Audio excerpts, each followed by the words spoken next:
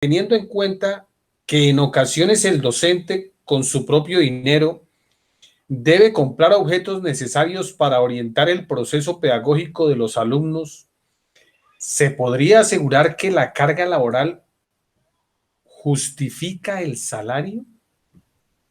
Entonces, mira, sí, esa es una pregunta que te dejaron ahí en el taller, en el trabajo. No, profe, esa fue una pregunta que yo mismo formulé porque en las lecturas que hice se veía plasmado mucho como en la zona rural que los docentes sufrían como, llamémoslo así, como que sufrían de esta falla. Tenían que comprar cosas como sellos, borradores, marcadores, implementos, lo que dice ahí, implementos para apoyar la pedagogía. Sí. Entonces pensé que era Mira, una buena pregunta para ponerla aquí en la entrevista.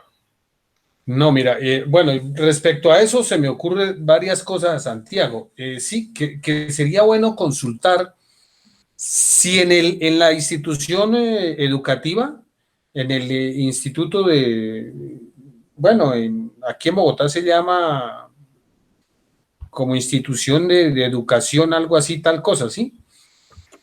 Existe un rubro. Cuando yo te digo un rubro, lo puedes buscar en el internet. Un rubro es como una partida, una destinación específica del presupuesto de una institución para apoyar a los docentes, ¿sí?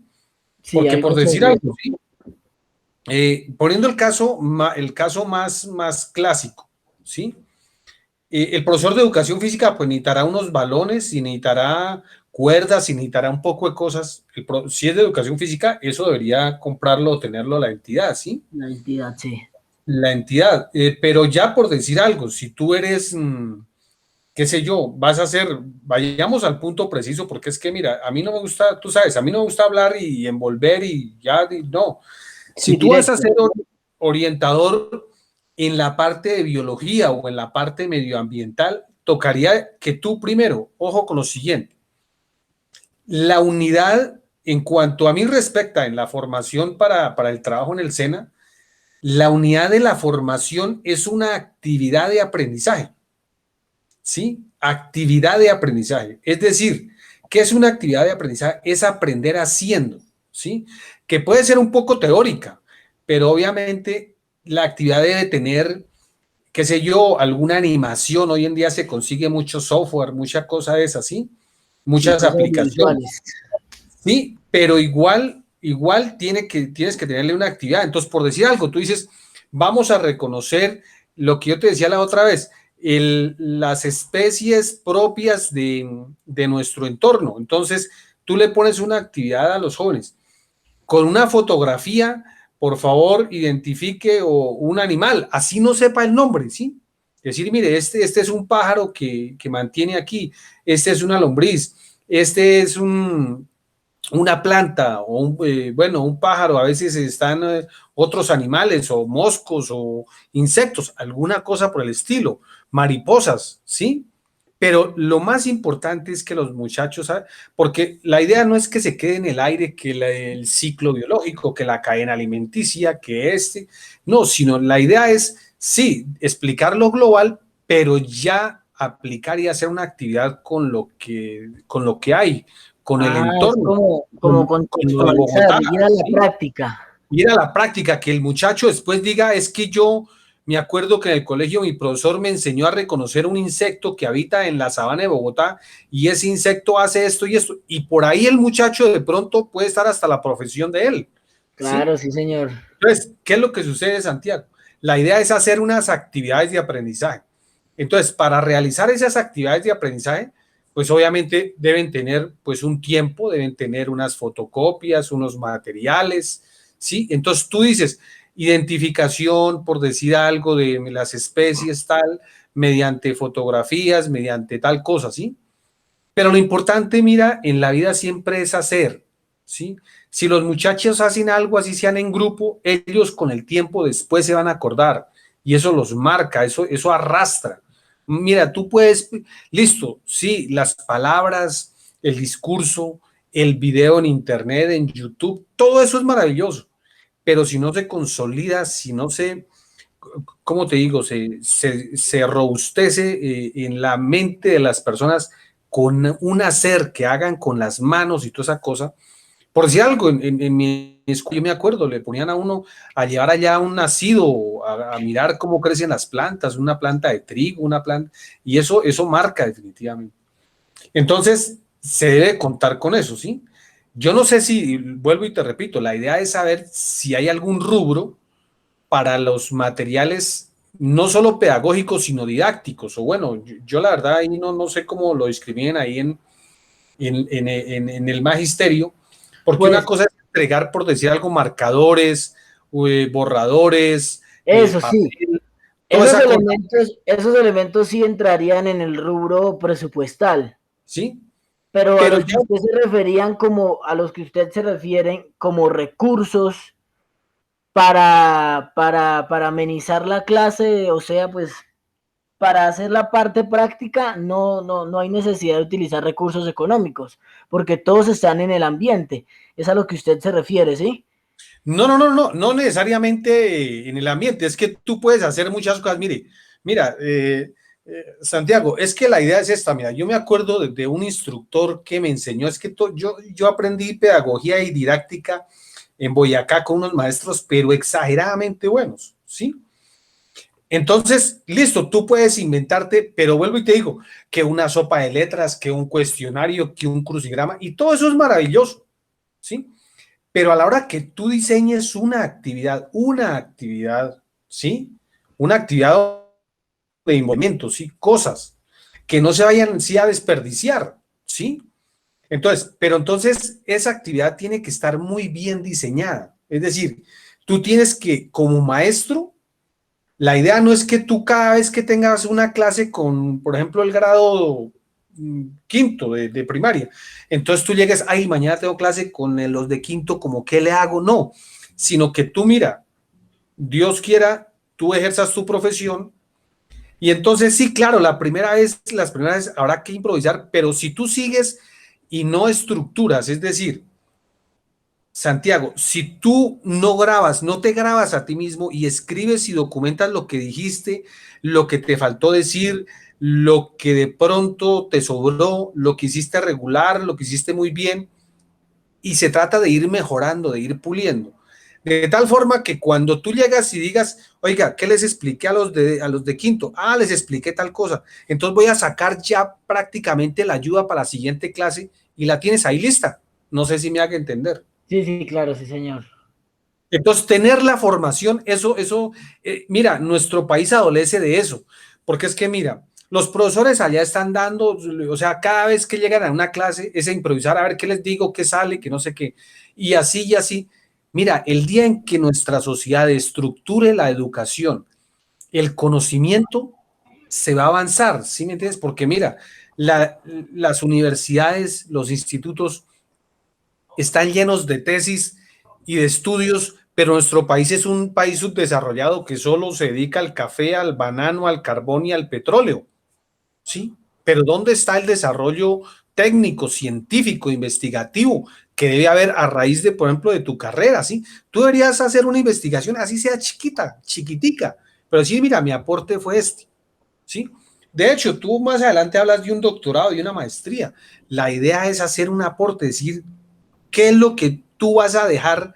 ¿Cuál es tu marca personal mientras tú estés en este mundo? ¿Y qué es lo que vas a dejar para cuando tú ya no estés? Sí, esa es Eso es maravilloso. una pregunta que siempre me hago. Sí, pero eso no se hace de la noche a la mañana, eso es trabajando y Sí, juicioso y tal, y toda enriquecimientos. esa cosa. Sí, y lo importante es que lo hagas, sobre todo cuando uno esté joven, ¿sí?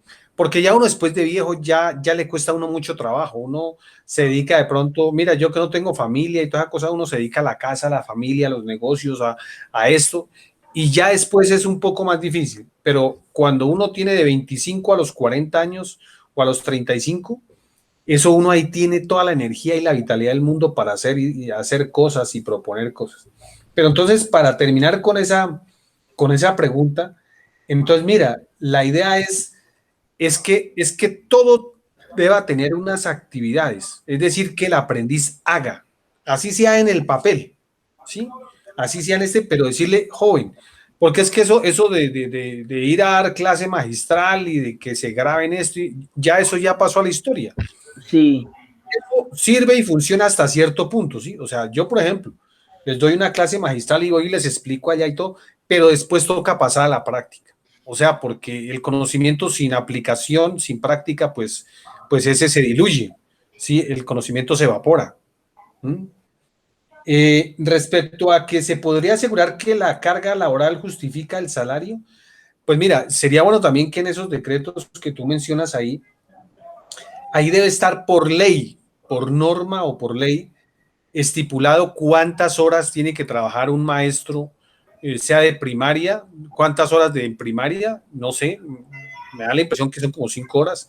Si es de secundaria, son como, bueno, si es de primaria son 5 horas diarias, o sea, serían como 25 a la semana, algo así. sí, Si es de sí. secundaria, son como 22 horas, no estoy, o sea, tú lo averiguas, o sea, yo no me he leído esa ley porque la verdad no he tenido la necesidad.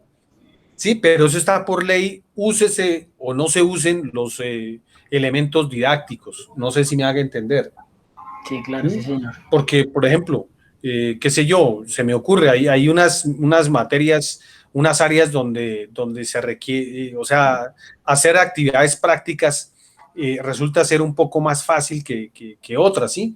Eh, yo, por ejemplo, la filosofía, ¿sí? La filosofía, hacerle una actividad de pronto, se me hace que puede ser más difícil que la química, o que la física, o que la matemática, o que la biología, ¿sí? O el mismo español, ¿sí? Claro que se pueden hacer encuentros literarios y cosas por el estilo, hacer carteleras, bueno, en fin, ¿sí?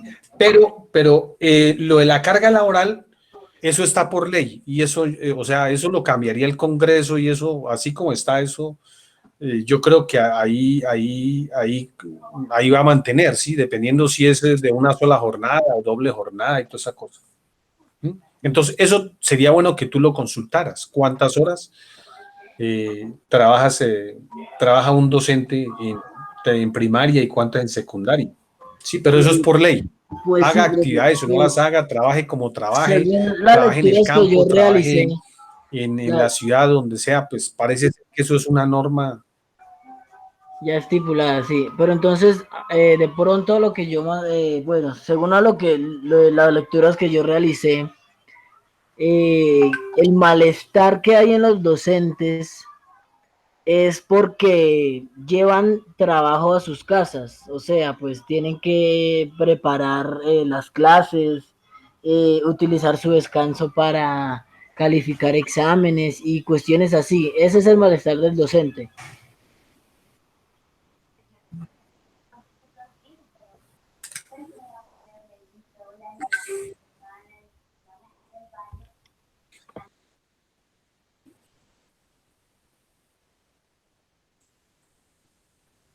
Sí, claro.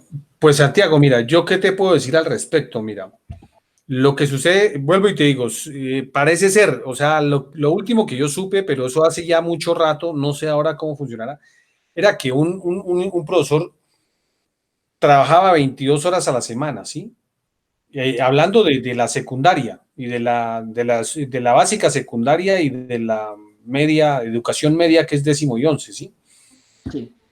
Entonces, si son 22 horas, si tú lo divides entre 5, te da en promedio 4.4, 4 horas y media diarias, ¿sí? Pero la jornada puede durar unas 6 o 7 horas, ¿sí? Es decir, entrar a las 7 y salir a la 1 son 6 horas. Entonces, al, al docente le pueden quedar en promedio unas 2 horas libres, ¿sí? Diarias. Entonces, igual sucede con nosotros en el SENA, ¿sí? Nuestra jornada laboral son 42.5 horas, pero de esas 42.5 horas efectivas en formación directa con aprendices, eh, son 32.5, ¿sí? y 10 horas para atender a los aprendices, para hacer alistamiento, para las actividades complementarias con la formación. ¿Por qué? Porque lo que yo te decía hace poco, un docente tiene que preparar, que alistar, lo que tú dices, que evaluar. Y mira, y de una vez te digo, el proceso o la etapa de la educación donde más se aprende es en la evaluación. ¿Sí? Tú los puedes distraer y hablarles y no, y hacerlos reír y divertirse, pero si no hay evaluación, no hay aprendizaje. Va a ser un poco difícil. ¿Sí? Práctica y ojalá evaluación práctica. No esa para corchar, es que lo de la Sí, evaluación, o sea, sí, porque yo siento aprender a evaluar que también eso es, o sea, es toda una ciencia, cómo evaluar a los aprendices, de tal forma que la evaluación sea una actividad de aprendizaje. Es decir, que dentro de la evaluación los muchachos aprendan, no es de ir a preguntarles por corcharlos, por no, no, no, es todo lo contrario, para que ellos aprendan más. ¿Sí? Entonces, Santiago, lo que yo te decía, sí, todos los profesores se quejan de toda esa cosa, pero nosotros tenemos que trabajar en promedio 6 horas y fracción diarias, ¿sí? Por ejemplo, los del SENA, ¿m? 6 horas diarias. Obviamente, lo de un profesor de colegio es un poco también más dispendioso porque le toca estar hablando y hablando. No tiene, por ejemplo, herramientas, por ejemplo, en el caso mío, tiene un vehículo y ahí va pasando por grupos a identificar, por ejemplo, el sistema de dirección, el sistema de frenos, el motor, el circuito de refrigeración, el de lubricación, bueno, en fin, todos los sistemas que tiene un carro, el del aire acondicionado. ¿Mm? Entonces, ahí es otro tipo de formación, mientras que en un aula, en un salón con todos los muchachos sentados, si tú solo te dedicas a hablar y que ellos escuchen, los muchachos se duermen, ¿sí? En cambio, si tú le haces una actividad, decir, bueno, les voy a entregar esto, les voy a explicar 5 o 10 minutos esto y ustedes me hacen esto, ¿sí? Obviamente eso es, incluso lo puedes, no para recogerlo ese día, sino para, tú puedes diseñar una actividad que dure 2, 3, 4, 5 días, ¿sí? sí. Eso es. Entonces, pues lo que tú dices que tienen que llevar trabajo para la casa, pero es que, bueno, yo no quisiera extenderme hasta por allá, Santiago, pero es que hay personas que trabajan también, o sea, y además que los docentes tienen un régimen especial en cuanto a la pensión y todas esas cosas, ¿sí? Entonces tienen unas prebendas más o menos, pues no digamos que buenísimas, pero no son malas, ¿sí? Mm, Eso es más Entonces, como cuestión de saber manejar el tiempo. sí, exacto, porque lo que yo te digo es que la formación, educar a los jóvenes es una cosa muy seria, supremamente seria, ¿sí? No quiere decir que uno sea aburrido y estricto y no, no, no, pero sí es muy seria, es supremamente seria. Yo, por ejemplo, hablo con los muchachos y a veces les echo su chiste y su broma y toda cosa, pero siempre serios, o sea, tampoco se le puede, el profesor no puede ser el amigo de los aprendices ni el compinche ni el que echa cuentos verdes, no, ni tener mucha confianza, no, sino decirle, no, joven, yo soy el maestro y tú tienes que responder por esto, esto y esto, ¿sí? No, Claro, claro, sí. uno dejarse hablar y ser uno de una formalidad impresionante. Sí, decirle, claro, y el día en que uno se equivoca, uno tiene que decir, uy, qué pena con ustedes, uy, joven, discúlpeme, tranquilo, vamos a mirar qué hacemos, cómo le resolvemos, toda esa cosa, ¿sí? Pero nada de, yo personalmente no soy amigo de tener mucha confianza con los jóvenes. ¿Mm? Pero entonces, mira, volví, o sea, centrándonos en el tema, es que mira, la carga laboral está por ley, ¿sí? Y eso pues obedece como a un estudio, como a no sé qué cosas, y eso está por ley y ahí eso no se puede ni reducir ni ampliar. Pero sí, lo que tú dices es cierto, que todos dicen que toca llevar trabajo a la casa, pero es que el profesor pues para ahí trabaja y toda esa cosa y le queda un tiempito por ahí para dedicarle aunque sea una hora. Mira, yo siempre le digo a los jóvenes, no se trata de ser esclavo del trabajo, no, que hay personas pues, ¿cómo le digo? Obsesionadas con el trabajo, ¿sí? Pero, pero mira, uno tiene que ser muy, mira, y cuando uno se vuelve profesional en esta cosa, y llega el momento después de unos 5 o 6 años que hay que dar un discurso, que hay que hacer una cosa, y está listo porque lo tiene preparado, estructurado y toda esa cosa, pues ya en base a toda la estructuración y a toda la preparación que ha hecho a lo largo de su vida. Y además que los muchachos siempre van a olvidar, mira, los muchachos no olvidan ni al bueno ni al malo, siempre dicen, uy, ese profesor era re malo, como el otro va a decir, uy, ese profesor era buen maestro, ese nos enseñó Sí, esto, nos decía. Bueno, yo no sé si hasta ahí está bien la primera pregunta, Santiago. sí, claro, ahí es suficiente, profe. Yo creo que ya podríamos pasar Listo, cuando a la dice, segunda. ¿cuáles son las condiciones por las cuales se jubila un docente en el sector público? Entonces, mira, la jubilación en el sector, o sea, la jubilación como tal generalmente depende de dos factores, ¿sí? A nivel general para cualquier trabajador, sea privado o sea público.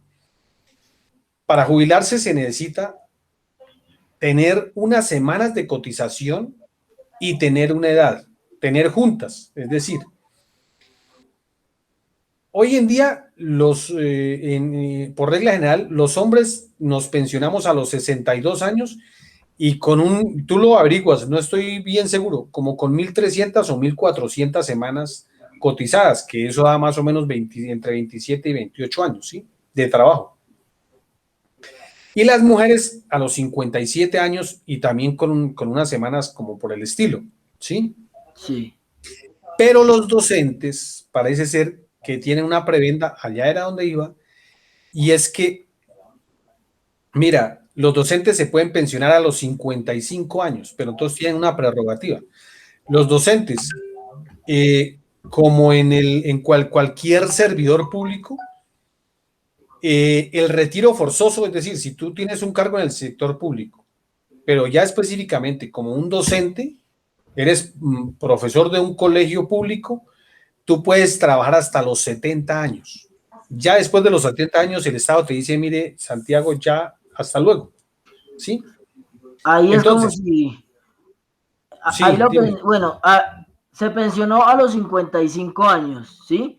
Pero Sí, si quiere seguir trabajando, el Estado solo le permite trabajar hasta los 64, no, ¿sí? hasta los 70, 70, sí. hasta los 70, sí. Y con el tema de que los profesores, después de que se pensionan, es que ese es el gancho. Sí, por eso es que hay muchos profesores veteranos, la verdad, de entrada de edad. ¿Por qué? Porque ellos se pensionan y después de los 55 años, si siguen trabajando, ganan pensión y sueldo. Eso sí. Entonces, cada mes llega y dicen, usted está en grado tal, en el grado el que sea, entonces por el sueldo se gana, supongamos, 3 millones de pesos hoy, y la pensión entonces es el 60 y algo por ciento, 70% del sueldo, entonces gana pensión y sueldo, que significa casi, o sea, casi el doble, entonces entraría a ganarse, por decir algo al día de hoy, como entre 5 y 6 millones de pesos, después de los 55 años. ¿Sí? Pero bueno, esos son números que yo te doy, no es que sean, o sea, así que diga o sea, Exacto, que sí, los 5 señor. los 6 millones sean así, ¿sí? Pueden Sí, sí, ser más, sí. pueden ser menos. Entonces, pero básicamente, para que tengas en cuenta, es por edad y por semanas cotizadas. Pueda que uno tenga la edad, pero si no ha cotizado las semanas, no se puede pensionar. O puede tener las semanas, pero si no ha cumplido la edad, tampoco. Tienen que darse juntos casos. Ya comprendo. Sí, yo tenía ahí como esa duda y también había respecto a lo que acabo de decir de los docentes que, que pensionados y seguían trabajando, también había malestar entre los otros docentes por lo mismo, porque pues recibían más salario. Sí, pero igual, o sea, y muchos dicen, mira, se da este caso, yo tengo la sensación de que más de un docente piensa o imagina de esta manera, que dice a los 55 años, dice, ya está la persona cansada de repetir la geografía. Por ejemplo, un profesor de inglés, explicar el verbo to be, toda esa cosa y dele, ya lleva 25 años haciendo ese ejercicio, pero entonces dice, es que yo me voy a ganar casi el doble. Entonces, esa Sí, esperanza, ese como aliciente para ahorrar ya después es la de motivación, entrado, sí. no lo deja abandonar el cargo, Claro, sí, ¿sí? señor. Y además que tienen un poco de eso, sí, no, no sé, de primas como que extralegales y cosas por el estilo, entonces, de quinquenio, de senio, bueno, en fin, un poco de cosas, ¿sí? Entonces, esa motivación económica no los deja abandonar la profesión. Bueno, dice ahí, en su posición de docente en el Servicio Nacional de Aprendizaje SENA, ¿cuáles son los requisitos para ingreso al escalafón nacional docente? Mira, lo que yo te puedo decir, ahí sí no sabría decirte en cuanto, lo que pasa es que el escalafón nacional docente, por eso se dice, bueno, en el SENA también hay como un escalafón, pero ya no es escalafón, sino categorías, es de la 0 a la 20, ¿sí? Entonces, hay dos opciones en el SENA. Uno asciende por experiencia, es decir, por tiempo, o sea, da un puntaje, a medida que va pasando el tiempo le va dando 1 puntos y puede ascender una categoría, y para ascender una categoría se necesita 9 puntos, ¿sí? Y también por capacitación, ¿sí? Pero uno ingresa apenas se ingresa, mejor dicho, como te dijera, apenas se posesiona como instructor de carrera administrativa. Ahí de una empieza, entra de una. Y yo creo que, no sé si en el magisterio también suceda lo mismo. ¿Sí? Ahí sí me quedo corto, ahí sí no me atrevo a decirte mayor cosa. Sí, entonces ahí también funcionaría lo que sucede en el magisterio. Ahí le pudiéramos también, yo creo que dar respuesta a la última pregunta. Si usted hace un estudio superior, ya sea un doctorado o, o una maestría, ¿eso también le ayudaría para ascender o subir de Yo diría que escalafón? sí, o sea, sí, sí, claro, en el SENA sí sucede así. Sería bueno que lo estudiaras porque eso también, también es bueno que lo mires en detalle porque hay unas, no sé, me parece, y es pura impresión, ahí sí no es seguro, que hay unos grados de los grados más altos del escalafón docente, no sé si exigen, bueno, no tanto doctorado, porque hacer un doctorado es una cosa muy seria.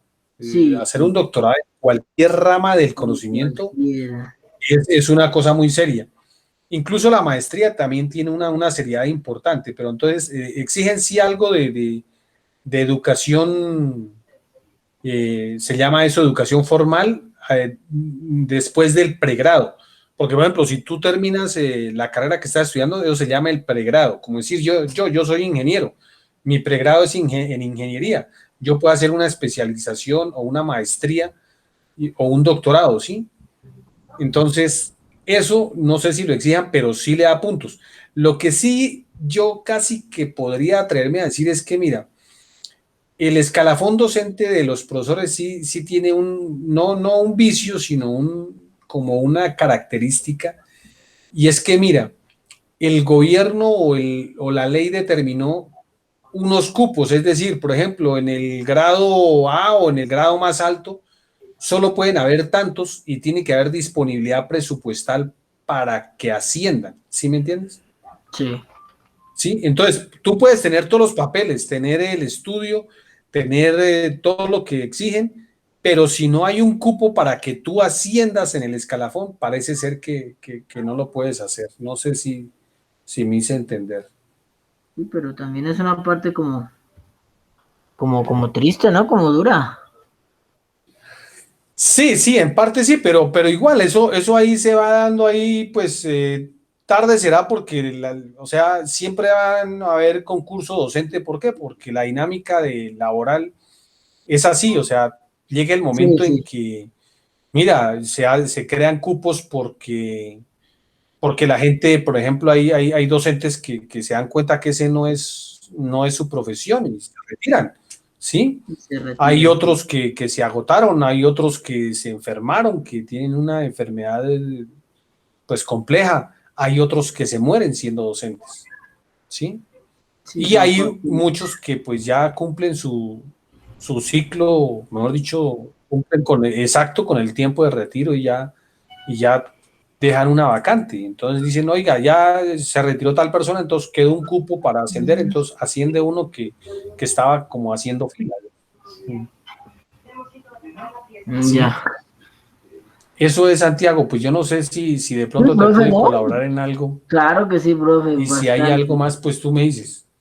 No, no, ya, eso es todo, profe. Buenas tardes, mi nombre es Miguel García, estudiante de la Universidad Minuto de Dios. Entonces vamos a empezar esta entrevista.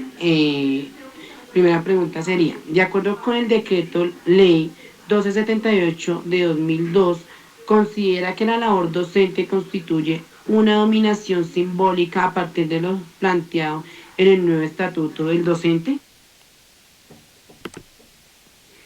Hola, buenas tardes. Mi nombre es Yasmín Caballero.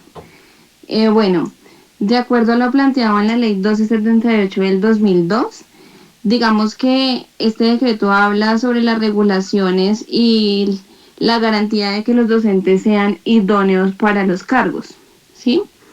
Eh, que digamos el cargo que sea asignado, el docente tenga el profesionalismo y el nivel de estudio para poderlo ejercer. Digamos que si se cumple o no, pues realmente es algo que se ha evidenciado a través de las evaluaciones que generan en los concursos, pero pues en los últimos 2 años esos concursos los han cancelado.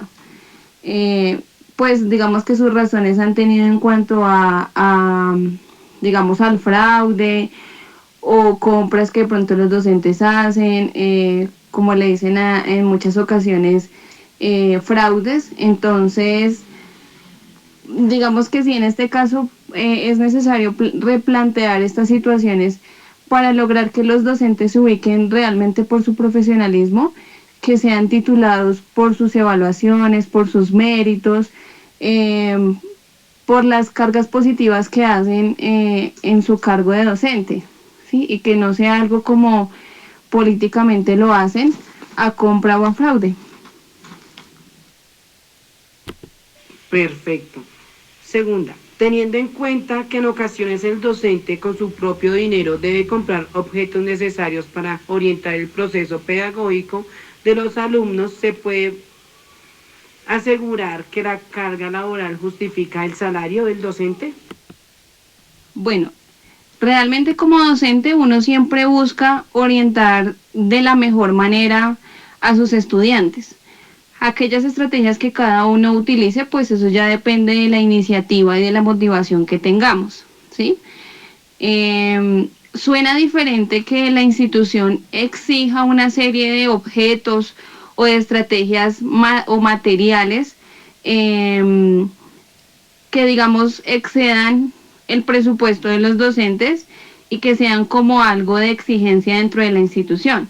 Ahí sería algo diferente porque realmente son, digamos, circunstancias y gastos financieros que debe tomarlo por parte de ellos, no por parte de los docentes. Si ellos requieren esa clase de estrategias, pues realmente deben contar con la posibilidad de que esos recursos los brinde la institución, fuera de lo que le exigen dentro de un contrato.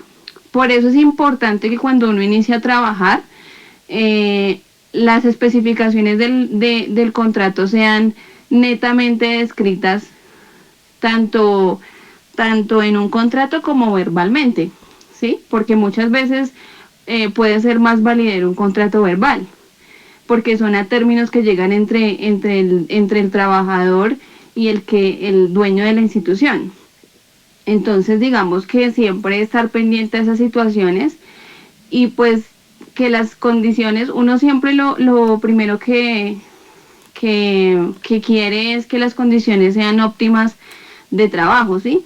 Realmente uno trabaja, uno estudia y se forma para poder brindar la mejor educación a sus estudiantes, ¿sí? Nosotros hacemos futuro y de nosotros depende la educación de un estudiante, ¿sí? El futuro de ellos.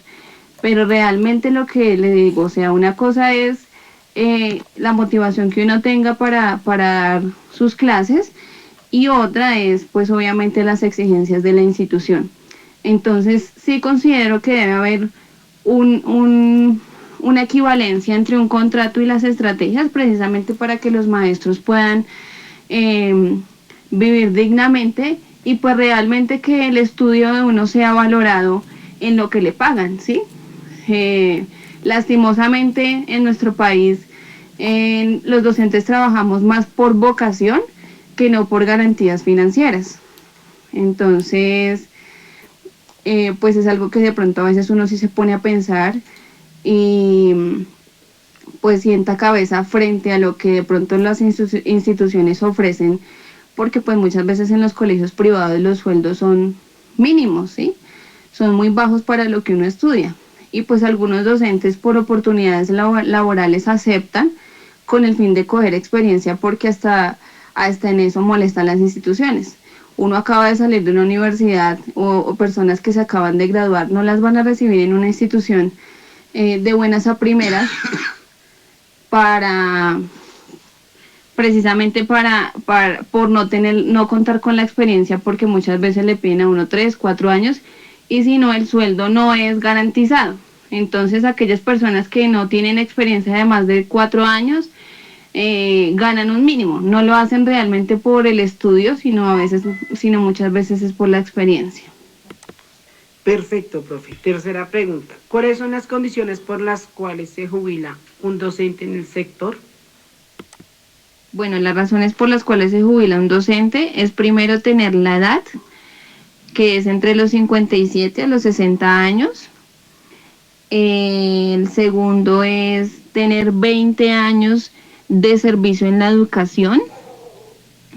Y pues la tercera sería por condiciones de salud o una enfermedad que ya no le permitan dar continuidad a su servicio. Perfecto, profe. Profe, una pregunta. Cuarta pregunta. La evaluación docente constituye una serie de condiciones propuestas por el MEN. ¿Qué tan de acuerdo está con ellas? Si tuviese la posibilidad de cambiar algo, ¿qué sería? Bueno, en cuanto a la evaluación docente, digamos que los parámetros que en este estipulan es de acuerdo al cargo al que el docente se esté postulando, ¿sí? Digamos que es algo así como tipo IFES, como se viene manejando, pero sí considero necesario que mínimamente cada 2 años le hagan un cambio a este tipo de evaluación, de preguntas, para que sean más orientadas hacia el área que el maestro se va a postular. Sí, que sea, digamos, la orientación mayor y el puntaje mayor que en este genere sean en cuanto al área que el docente se va a postular.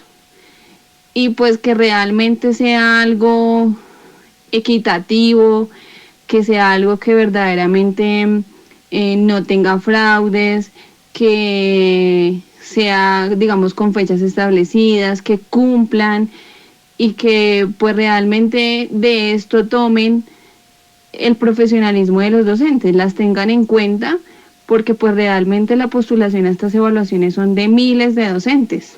Entonces sí considero que es más el cambio organizacional para el desarrollo de la evaluación docente y la postulación a los docentes para trabajar en un colegio del Estado.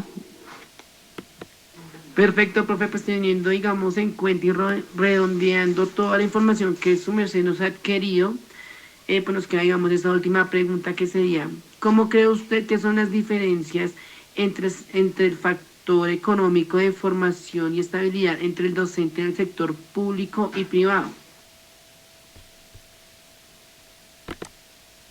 Bueno, digamos que las diferencias entre el factor económico, me imagino yo que se refiere a los pagos.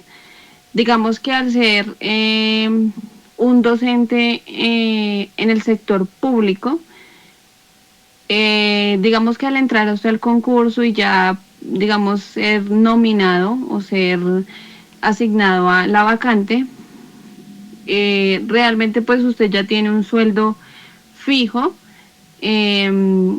Y digamos que pues la estabilidad laboral es constante, entonces realmente tu sueldo es asignado por tu escalafón, de acuerdo a tus estudios, tu nivel de profesionalismo que tengan, te lo asignan y ellos te garantizan que luego de 3 años, si sigues estudiando, pues nuevamente te suben el sueldo, pero es de acuerdo a los años que vayas adquiriendo también de experiencia en el sector público. Entonces, que digamos que para los docentes, pues realmente aquí te ubican por tu escalafón. Y en cuanto al sector privado, digamos que sí, en ocasiones es algo ilógico, teniendo en cuenta que pues existe mucho establecimiento de garaje, digámoslo así, entre comillas. Eh, en ocasiones pues realmente ofrecen muy poco, que pues porque son pequeños o porque la pensión digamos que no es muy alta, pero pues también encontramos otros instituciones privadas que pagan muy bien de acuerdo también a tu escalafón, ¿sí? En otras empresas o en otras instituciones te dan la oportunidad de pronto de estudiar o allí te brindan lo que ahora pues se está manejando mucho que es el inglés, sí, entonces te brindan varias condiciones. Entonces sí depende mucho, a veces es como de la institución y de la persona que esté a cargo de ella. Realmente es eso, digamos de que los docentes se logren ubicar en un buen sitio y pues digamos estas instituciones de garaje pues también siento que deben ser un poco controladas por el ministerio, ¿sí? Y de pronto ellos se colocaran en la tarea de investigar cuáles son las condiciones en las cuales tienen a sus docentes, de pronto la voz sería totalmente diferente. Hacer unas visitas de garantía, revisar cuáles son los estatutos, el reglamento, que todo esté funcionando, como es el caso de las pensiones, pero pues digamos que en las entidades privadas cada quien tiene su libertad para hacer el uso de sueldos a como se logren acomodar. Entonces sí depende mucho. Y lo otro es que en el sector público pueda que de pronto tú tengas la garantía de tu sueldo, pero en ocasiones digamos que demoran en los pagos. Entonces muchas veces los docentes 2, 3 meses sin pagos. Por eso es que a veces que las protestas, que no hacemos clase precisamente por eso, que para lograr que paguen los sueldos de los docentes, porque pues realmente somos seres humanos y también necesitamos de esa vida económica. Perfecto, profe, pues de verdad le agradecemos de antemano pues aclararnos algunas dudas que teníamos nosotros los estudiantes, digamos, de la Universidad Un Minuto y pues podernos enriquecernos de esas sabias palabras, de esa sabia experiencia que usted como docente nos ha brindado. Muchas gracias.